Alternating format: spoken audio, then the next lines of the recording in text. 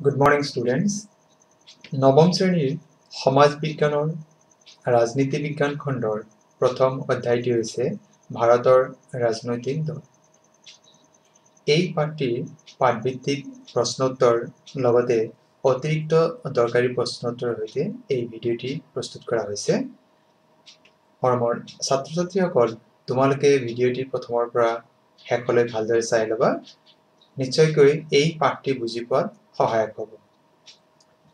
ছাত্ৰ-ছাত্ৰীসকল, যদিহে তোমালোকে প্ৰথমবাৰৰ বাবে মোৰ ইউটিউব চেনেল নুৰুল আলম নাজু চাই আছা, তোমালোকে মোৰ ইউটিউব চেনেলটি ছাবস্ক্ৰাইব কৰিবলৈ নাপাহৰিবা আৰু কাষত থকা বেল আইকনটো প্ৰেছ কৰি দিবা, যাতে পৰৱৰ্তী যিমান ভিডিঅ' মই আপলোড কৰোঁ তাৰ বিষয়ে তোমালোকে এটি নটিফিকেশ্যন পাবা।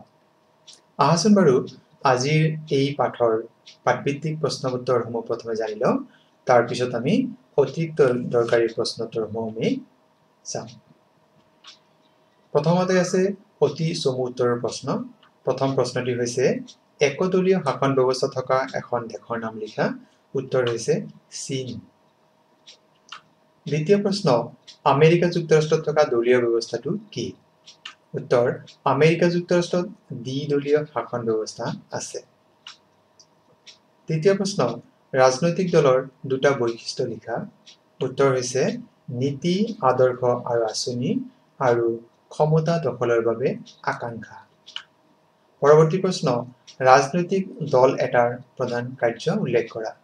উত্তৰটি হৈছে ৰাজনৈতিক দল এটাৰ প্ৰধান কাৰ্য হ'ল জনমত গঠন কৰা। পৰৱৰ্তী প্ৰশ্ন, অসমৰ এটা আঞ্চলিক দলৰ নাম লিখা। অসমৰ এটি আঞ্চলিক দলৰ নাম অসম গণ পৰিষদ। এই দলটিৰ প্ৰতীক চিহ্ন হৈছে হাতী।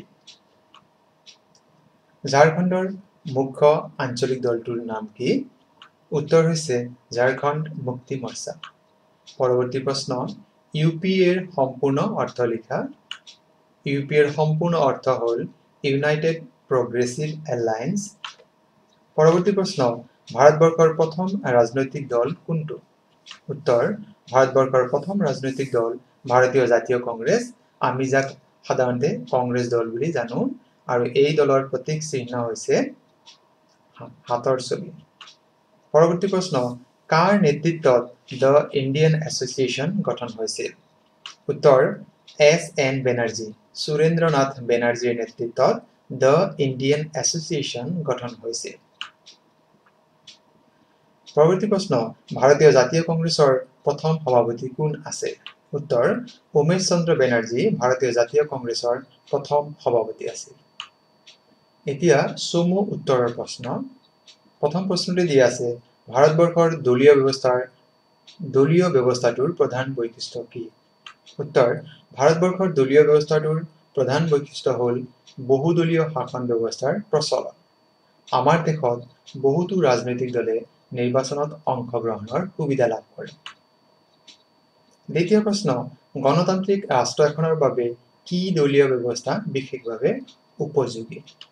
উত্তৰ, গণতান্ত্ৰিক ৰাষ্ট্ৰ এখনৰ বাবে দ্বিদলীয় শাসন ব্যৱস্থা বিশেষভাৱে উপযোগী, কিয়নো দ্বিদলীয় শাসন ব্যৱস্থা থকা গণতন্ত্ৰ অধিক সুস্থিৰ আৰু সবল হয়।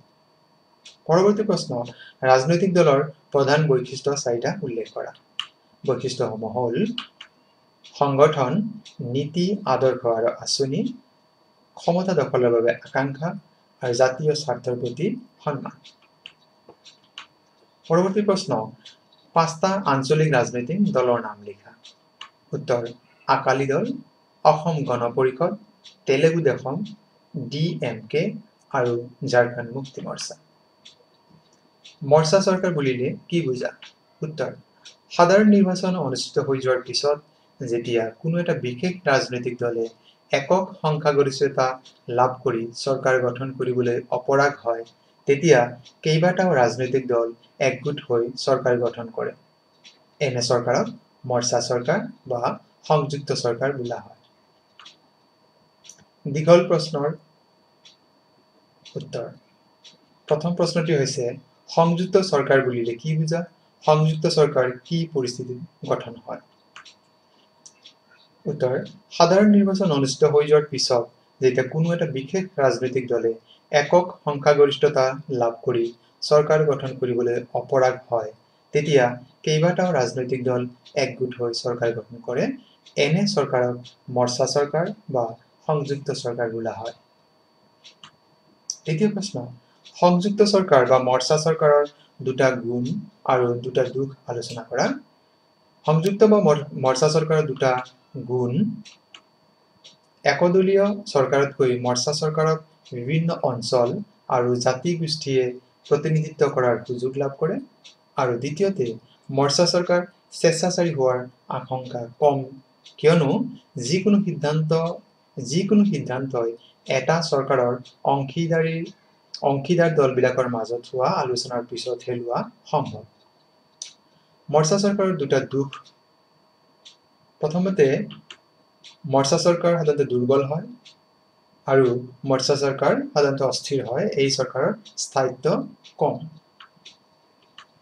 পৰৱৰ্তী প্ৰশ্ন গণতন্ত্ৰত বিৰোধী ৰাজনৈতিক দলৰ ভূমিকা আলোচনা কৰা গণতান্ত্ৰিক শাসন ব্যৱস্থাত বিৰোধী দলৰ ভূমিকা তলত উল্লেখ কৰা হ'ল চৰকাৰে যাতে স্বেচ্ছাচাৰীভাৱে শাসন চলাব নোৱাৰে এই ক্ষেত্ৰত চোকা নজৰ ৰাখিব লাগে দ্বিতীয়তে দেশৰ জনগণক ৰাজনৈতিক শিক্ষা প্ৰদানেৰে ৰাজনৈতিক সজাগতা বৃদ্ধি কৰা জনসাধাৰণৰ অভাৱ অভিযোগ আশা আকাংক্ষাক সংসদৰ মজিয়াত দাঙি ধৰা জনসাধাৰণ আৰু দেশৰ স্বাৰ্থক সুৰক্ষা দিয়াত বিৰোধী দলে অতন্ত্ৰ প্ৰহৰীৰ দৰে কাম কৰে শাসনত থকা দলটোৱে যাতে জাতীয় স্বাৰ্থৰ বিপৰীতে গৈ কোনো কাৰ্য কৰিব নোৱাৰে তাৰ প্ৰতি চকু ৰাখিব লাগে পৰৱৰ্তী প্ৰশ্ন আঞ্চলিক ৰাজনৈতিক দল জন্মৰ মূল কাৰণকেইটা আলোচনা কৰা আঞ্চলিক ৰাজনৈতিক দল জন্মৰ মূল কাৰণকেইটা হ'ল সৰ্বভাৰতীয় ৰাজনৈতিক দলৰ বৈষম্যমূলক নীতি দেশখনৰ বিভিন্ন ভাষিক ধৰ্মীয় গোষ্ঠীৰ মাজত থকা ভিন্নতা সংখ্যালঘুসকলৰ মাজত থকা নিৰাপত্তাহীনতাৰ অভাৱ সকলো ৰাজ্যৰ ক্ষেত্ৰত কেন্দ্ৰীয় চৰকাৰৰ সমদৃষ্টিৰ অভাৱ আৰু ৰাষ্ট্ৰীয় দলৰ বা কেন্দ্ৰীয় চৰকাৰৰ ৰাজ্যিক নেতাৰ দুৰ্বল পৰৱৰ্তী প্ৰশ্ন গণতান্ত্ৰিক ৰাষ্ট্ৰত ৰাজনৈতিক দলৰ প্ৰয়োজনীয়তা আলোচনা কৰা উত্তৰ গণতন্ত্ৰৰ জন্মৰ লগে লগে ৰাজনৈতিক দলেও আত্মপ্ৰকাশ কৰিলে আৰু ই গণতান্ত্ৰিক শাসন ব্যৱস্থাৰ অবিচ্ছেদ্য অংগ হৈ পৰিল বৰ্তমান সময়ত গণতন্ত্ৰ আৰু ৰাজনৈতিক দল দুয়োটা এটা আনটোৰ পৰিপূৰক হৈ পৰিছে যিদৰে ৰাজনৈতিক দল অবিহনে গণতন্ত্ৰ অচল একেদৰে গণতন্ত্ৰ অবিহনে ৰাজনৈতিক দল অৰ্থহীন ৰাজনৈতিক দলবোৰে শাসক আৰু জনসাধাৰণৰ মাজত এক যোগসূত্ৰ ৰক্ষা কৰে ই সৰ্বসাধাৰণক প্ৰশাসনৰ ওচৰ চপাই নিয়ে পৰৱৰ্তী প্ৰশ্ন ৰাজনৈতিক দলৰ বৈশিষ্ট্য আৰু কাৰ্যাৱলী আলোচনা কৰা ৰাজনৈতিক দলৰ বৈশিষ্ট্যসমূহ হ'ল সংগঠন নীতি আদৰ্শ আৰু আঁচনি ক্ষমতা দখলৰ বাবে আকাংক্ষা আৰু জাতীয় স্বাৰ্থৰ প্ৰতি সন্মান ৰাজনৈতিক দলৰ কাৰ্যাৱলীসমূহ হ'ল জনগণক ৰাজনৈতিক শিক্ষা প্ৰদানেৰে শিক্ষিত কৰা জনগণৰ মনত ৰাজনৈতিক সজাগতা বৃদ্ধি কৰা জনমত গঠন কৰা জনমতক সুসংগঠিত ৰূপ দিয়া আৰু চৰকাৰৰ গঠন প্ৰক্ৰিয়াত অংশ লোৱাৰ পৰিৱেশ সৃষ্টি কৰা পৰৱৰ্তী প্ৰশ্ন সংযুক্ত চৰকাৰৰ ব্যৱস্থাটোৱে বৰ্তমান সময়ত বিশেষ লাভ কৰাৰ কাৰণকেইটা আলোচনা কৰা সংযুক্ত চৰকাৰ ব্যৱস্থাৰ বৰ্তমান সময়ত বিশেষ গুৰুত্ব লাভ কৰাৰ কাৰণকেইটা হ'ল ৰাজনৈতিক দলৰ সংখ্যা বৃদ্ধি একক ৰাজনৈতিক দলৰ প্ৰাধান্য হ্ৰাস চৰকাৰৰ আঞ্চলিক প্ৰতিনিধিত্বৰ বিষয়টোৱেও মৰ্চা বা সংযুক্ত চৰকাৰ গঠনত গুৰুত্ব পায় এটা নিৰ্বাচনত বহু পৰিমাণৰ ধন খৰচ হোৱাৰ পিছত যদি চৰকাৰ গঠনৰ জটিলতা আহে তেন্তে পুনৰ নিৰ্বাচন পাতি ধন অপচয় হ'বলৈ নিদিয়াৰ চেষ্টাত মৰ্চা চৰকাৰ গঠন হয়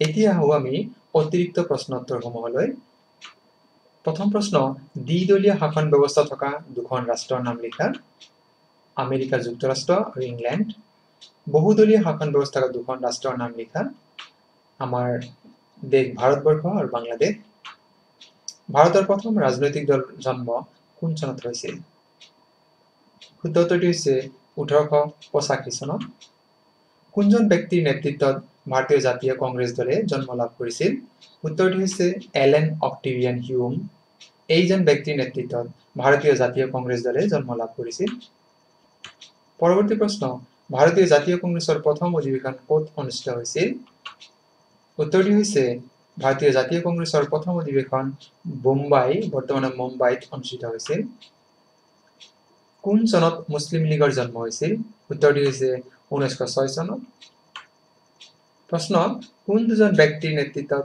স্বৰাজ পাৰ্টিৰ জন্ম হৈছিল উত্তৰটি হৈছে মতিলাল নেহেৰু আৰু চিত্তৰঞ্জন দাসৰ নেতৃত্বত ভাৰতবৰ্ষৰ ইতিহাসৰ প্ৰথমটো বামপন্থী দলৰ নাম কি উত্তৰ ভাৰতীয় সাম্যবাদী দল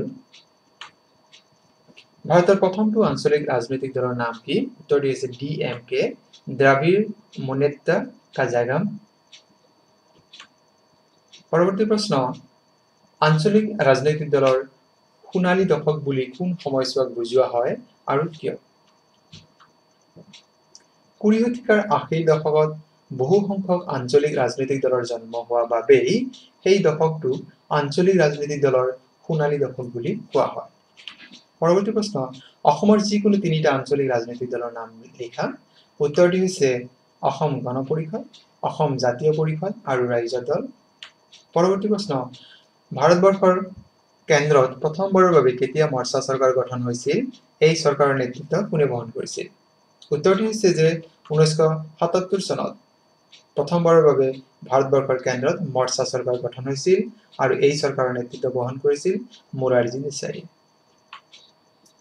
পৰৱৰ্তী প্ৰশ্ন এনডিএৰ সম্পূৰ্ণ ৰূপ লিখা উত্তৰটি হৈছে নেশ্যনেল ডেমক্ৰেটিক এলায়েন্স পৰৱৰ্তী প্ৰশ্ন ভাৰতত প্ৰথমবাৰৰ বাবে কোন চনত সাধাৰণ নিৰ্বাচন অনুষ্ঠিত হৈছিল উত্তৰটি হৈছে 1952 চনত ভাৰতবৰ্ষত প্ৰথমবাৰৰ বাবে সাধাৰণ নিৰ্বাচন অনুষ্ঠিত হৈছিল মৰমৰ ছাত্ৰ ছাত্ৰীসকল ভিডিঅ'টি সম্পূৰ্ণভাৱে চোৱাৰ বাবে তোমালোকে অশেষ ধন্যবাদ